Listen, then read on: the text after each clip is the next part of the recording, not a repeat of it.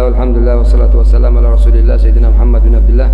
Di antara perkara-perkara yang dianjurkan bagi seorang muslim dan muslimah dari mulai dia masuk usia balik adalah menulis wasiat.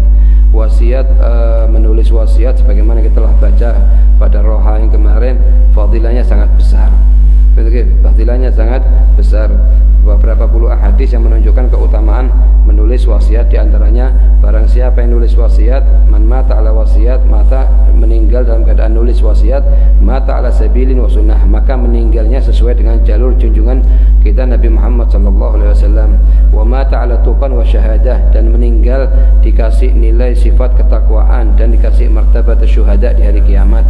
Dan wa mata maghfuran lah, dan meninggal dalam keadaan diampuni dosanya. Insyaallah yang kemarin sudah hadir, mungkin hari ini sudah nulis wasiatnya masing-masing. Di antara perkara yang dianjurkan waktu kita nulis wasiat, yaitu pertama kita nulis wasiat kepada anak kita, istri kita. Gimana caranya? Beli buku, beli kertas, seperti Anda bilang kemarin, beli buku, beli pulpen, nulis ini wasiat saya kepada anak istri saya, fulana binti fulan, fulan binti fulan, fulan binti fulan, ditulis semua nama anaknya, nama istrinya. Kemudian saya wasiatkan kepada kalian semua. Yang pertama, bacakan untuk saya la ilaha illallah 70.000 kali, kemudian hibahkan pahalanya untuk saya setelah saya meninggal. Terus yang kedua, bacakan untuk saya khatmah 30 juz Al-Quran, kemudian hibahkan pahalanya untuk saya. Yang ketiga, membacakan subhanallah bihamdih 1000 kali, kemudian hibahkan pahalanya untuk saya. Kemudian pahala wasiatkan juga untuk membacakan 100.000 kali dari surat Al-Ikhlas, dan hibahnya pahalanya dihibahkan kepada saya. Terus dikatakan juga dianjurkan juga untuk mewasiatkan kepada ahli warisnya agar untuk menghajikan atau mengumrohkan. Mungkin di antara ada ahli waris yang ingin menghajikan atau mengumrohkan, maka bisa untuk menghajikan dan mengumrohkan. Begitu juga ada dianjurkan untuk menulis di wasiatnya, saya wasiatkan kepada kalian untuk memotongkan hewan kurban setiap tahun untuk saya jika kalian mampu. Itu semua perkara punya dalil ini. Semua perkara punya dalil dari hadis dan dari kalam salafus saleh yang selainnya kita kerjakan. Nah, setelah kita tulis, di sini dikatakan wayam begang yusi rajulan aminan. Dianjurkan untuk menunjukkan wasiat ini kepada satu orang yang amanat. Sebagaimana Habib Abdullah bin Umar bin Syekh Wakar bin Salim, beliau nulis wasiatnya di Surabaya yang pertama kali, dan yang kedua kali beliau nulis di Jember. Dan di antara saksi yang beliau tulis untuk dijadikan orang yang mengerjakan wasiatnya adalah 3 putranya paling besar, Abdul Qadir, wa Ali, wa Idrus. Kemudian juga ada namanya Samsul Arifin. Allah alam, saya tidak pernah tahu namanya Samsul Arifin. Yang jelas itu tertulis di wasiat tersebut. Itu dari Jember. Itu katanya di 4 orang ini yang dijadikan wasi, yang dijadikan petunjuk sama Abdullah untuk meneruskan, bagikan apa yang diinginkan di dalam wasiat tersebut. Ini kenapa beliau ngerjakan? Karena beliau sudah membaca dari guru-gurunya. Kenapa guru-gurunya dikatakan wayam bagi an yusi rajulan aminan, orang-orang yang amanat untuk mengerjakan apa? An yunafidzul wasaya, untuk mengerjakan apa yang telah diwasiatkan itu tersebut. Jadi kalau kita gimana? Kalau kita di rumah kita nulis, ya kita bacakan sama istri kita, sama anaknya kita. Kemudian kita tunjukkan kepada mereka, ini wasiatnya apa, kalau apa meninggal, ini buka, baca, kerjakan. Seperti yang kita katakan kepada pelajaran kemarin, ya. Ini yang paling penting. Diusahakan dibayar utangnya bighayati sur'ah, secepat mungkin, kalau bisa sebelum dimandikan, sebelum dimakamkan. Kalau kita ada kerabat yang meninggal, yang pertama kali penting ditanyakan itu apakah punya utang apa tidak. Kalau punya utang segera dibayar. Ya. Faqad qala alaihi salatu wassalam, nafsul mu'min mu'allaqatun bidainihi hatta yuqda anhu. Ruhnya seorang mukmin itu bergantung kepada utangnya sampai dibayar utangnya. Seperti kisahnya Abu Qatadah kemarin. Itu ya. Wa qala alaihi salatu wassalam, man mata wa alaihi dinarun aw dirhamun qutiya min hasanatihi laisa tamma dinarun wala dirham. Artinya barang siapa yang meninggal punya utang 1 dinar atau 1 dirham, maka nanti yang akan diambil dari hasanatnya, dari amal pahalanya nanti dari kiamat. Itu gitu. Akan diambil dari hasanatnya nanti. Ini punya utang sampai belum bayar, ambil dari hasanatnya dia. Itu gitu. Wa qudhiya min hasanatihi. Wala tamma, tidak ada di hari kiamat sudah dinar sama dirham. Itu gitu. Makanya usahakan kalau kita punya utang sama siapapun, sekecil apapun, ditulis. Kenapa? Kita tidak tahu kapan akan jadi kematian. Kita merasa sehat walafiat, banyak orang orang sehat walafiat tidur tidak bangun lagi. Lah begitu ngelihat kejadian semacam itu, kita jangan ribut nyebarkan kabar fulan meninggal, tapi jadikan cermin bagi hidup kita bahwa tidak tahu juga kita akan jadi yang sama. Berapa banyak orang yang muda masih seumuran kita, bahkan di bawah umurnya kita masih sudah meninggal duluan. Dan kita akan yang sama, ngikutin hal yang sama ini. Kita akan masuk kuburan, tidak ada satu pun dari kita yang kekal di bumi ini. Jadi cuma bagaimana keluar dengan cara terdapat persiapan yang lengkap. Jadi ya. Wa qala alaihi salatu wassalam man faraqa ruhu al-jasad wa huwa bari'un min thalath. Nah, barang siapa yang rohnya keluar dari jasadnya tapi tidak ada di dirinya dia tiga perkara ini, maka dia sama Allah dijamin masuk surga. Apa tiga perkara tersebut? Ayo. Dakhalal jannata minal kanz. Minal kanz. Ini harta yang belum dikeluarkan zakatnya. Begitu ya? Wal ghulul khianat dalam usaha. Ya. Wad-dain punya utang waktu meninggal. Itu sulit untuk bisa selamat, untuk bisa masuk surganya Allah. Kenapa? Karena seluruh dosa diampuni sama Allah kecuali yang berhubungan dengan haknya orang lain. Begitu ya? Bahasa lainnya. Bismillahirrahmanirrahim. Al-Imam Abu Hafs radhiyallahu anhu berkata, "At-tasawwuf kulluhu adab." Sekarang sufi artinya tasawuf itu apa? Tasawuf itu semuanya adab. Jaga adab sama Allah, jaga adab sama Rasulullah, jaga adab sama tempat-tempat ulama, jaga adab sama masjid-masjidnya Allah, jaga adab sama orang tua, jaga sama adab sama kalam Allah, Al-Quran. Itu semuanya adab. Contoh misalnya, kadang kita baca Al-Quran ya, kemudian ada orang mau bicara sama kita, langsung kita tutup bicara. Lah, kalau kita baca Quran atau baca kitab, ada orang mau bicara sama kita, kita katakan kepada, kalau Al-Quran yang kita baca, dusturakum ya Rabb, saya minta izin ya Allah, saya mau bicara dengan hambamu fulan bin fulan ini, baru bicara. Misalnya sekarang inti bicara sama satu orang, tengah-tengah bicara langsung inti putus, inti bicara sama orang lain, marah dia, tersinggung. Begitu juga kita bicara sama Allah. Kita misalnya baca kitab hadisnya Rasulullah, kemudian ada orang mau bicara sama kita, apa langsung kita putus langsung bicara? Tidak. Dusturakum ya Rasulullah, saya mau bicara sama fulan bin fulan. Artinya dusturakum saya minta izin untuk memberhentikan omongan dengan sini, saya akan bicara dengan fulan bin fulan. Itu tidak adab. Ini namanya tasawuf. Tasawuf itu bukan pakai jubah, pakai imamah, bukan megang subhah, bukan diagungkan orang, diciumi tangannya sama orang, bukan tasawuf itu. Itu pas tafri, cabang. Yang paling penting tasawuf itu jaga adab. Jaga adab sama Allah yang paling nomor satu.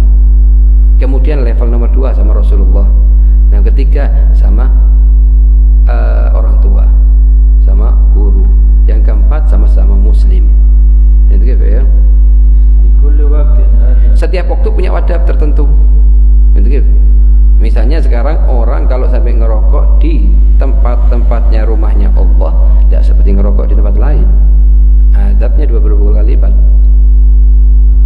Kalau Rasulullah ngelarang orang yang makan bawang masuk ke masjid, kenapa? Baunya ganggu muslimin yang lain, apalagi yang rokok masuk gitu.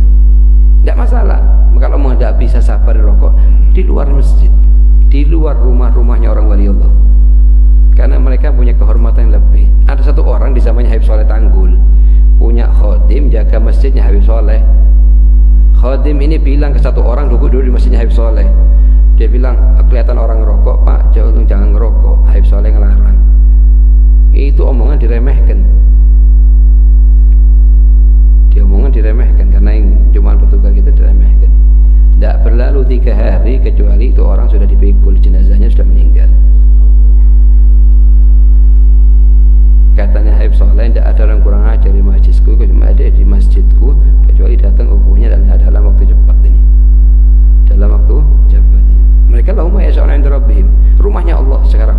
Rumahnya Allah adalah yang lebih utama adalah kita agungkan adalah rumahnya Allah Subhanahu wa taala. Begitu ya. Wa likulli hal adab. Setiap keadaan punya adab tertentu masing-masing. Ayo. Setiap maqam, setiap kedudukan punya adab. Begitu ya. Kan satu orang wali min auliyaillah, karena kedudukannya sudah tinggi di depannya Allah, pada suatu hari dia menyium istrinya tanpa niat solehah sebelum nyium, maka itu sama Allah diturunkan dari magam yang dia ada, magom yang pertama itu kecuali sudah mujahadah setahun.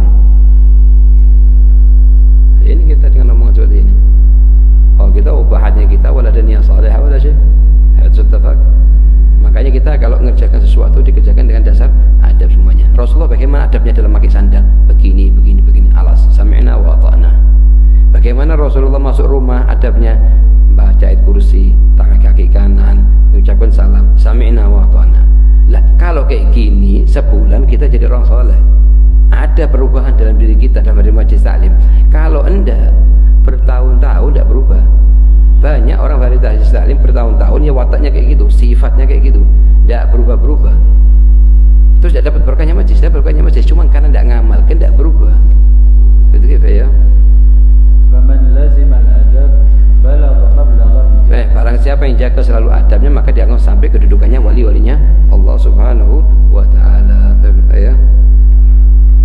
Habib Muhsin bin Alawi As-Saggaf radhiyallahu ini Habib Muhsin bin Alawi As-Saggaf mengatakan apa? Kita Bani Alawi katanya, ya kan? Karena salafis. Kana salaf man fata minhum al-kitab. Di antara salafus saleh kalau mereka tidak sempat belajar jadi ulama, paling minimnya lam yafuthul mihrab, selalu ibadah di masjidnya Allah. Katanya siapa? Habib Muhsin bin Alawi As-Saggaf.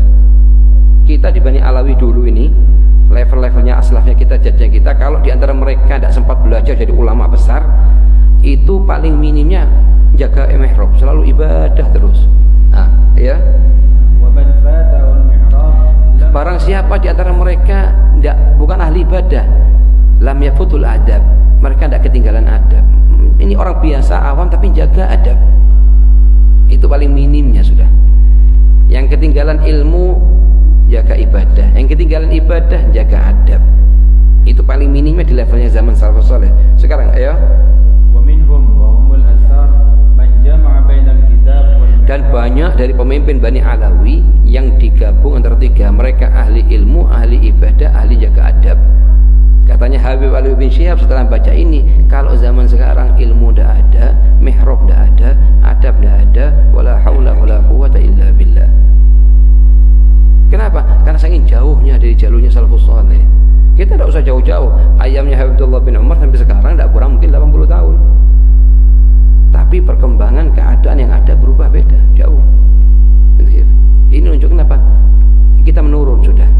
Nah, mulai sekarang kalau kita tahu kita turun, kita gerak lagi untuk paling tidak menyerupai. Apa untuk nyama kayak mereka tidak sama. Tidak bakal sampai. Beda zaman, beda keadaan. Cuman kita ngikutin apa yang diikutin apa-apa kita dengan sanad muttasil sampai ke Rasulullah. Kita tidak mau suruh ngikutin Zaid atau Bakar atau Umar atau Khalid atau Ali yang tidak jelas arahnya kita kemana kan? Dijak kemana? Betul.